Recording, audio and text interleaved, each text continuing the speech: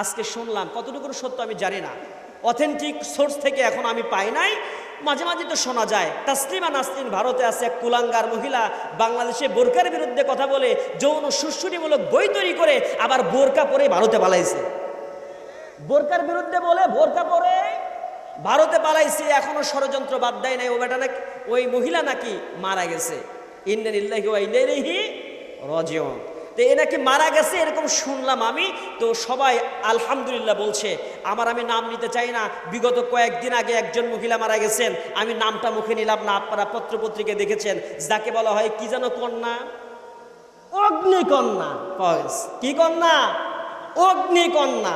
সেই অগ্নিকন্যা দুনিয়াতে নাম রেখেছিল, একটা পদবি দিয়েছিল অগ্নিকন্যা। তো আগুনের সাথে সম্পর্ক তো জান্নাতের না, কথা কয় না কেন? আগুনের সাথে সম্পর্ক জান্নাতের না জাহান্নামের? যেখানে আল্লাহ তাআলা কোরআনের সুসংবাদ, কোরআনের ভিতরে সুসংবাদ দিয়েছে যে ওদের সুসংবাদ হচ্ছে নার, কথা কয় না কেন? আগুনের সুসংবাদ। তা আগুনের সুসংবাদ কি জান্নাতের সুসংবাদ? তার মানে টিটকেরি করে ক্রিটিসাইজ করে বলছে আল্লাহ আসো জাহান্নামে, তুমি দুনিয়া থেকে বিদায় হও, তোমার জন্য আগুনের সুসংবাদ আছে। যারা অগ্নিকন্যা খেতাব পেয়েছিল, ইসলামের বিরুদ্ধে আচরণ করেছে, ও মুসলমান ভাই আমার, এরকম চরিত্রে আপনি যায়েন না যে দুনিয়া থেকে মরার পরে মানুষ, কুকুর মরলে পরে বলে ইন্না লিল্লাহ, মানুষ মরলে পড়লে অগ্নিকন্যা মারার পরে বলে আলহামদুলিল্লাহ। কথা বলেন, কথা বলেন, কথা বলেন, কথা বলেন। এরকম আচরণ আপনারা দেখায়েন না।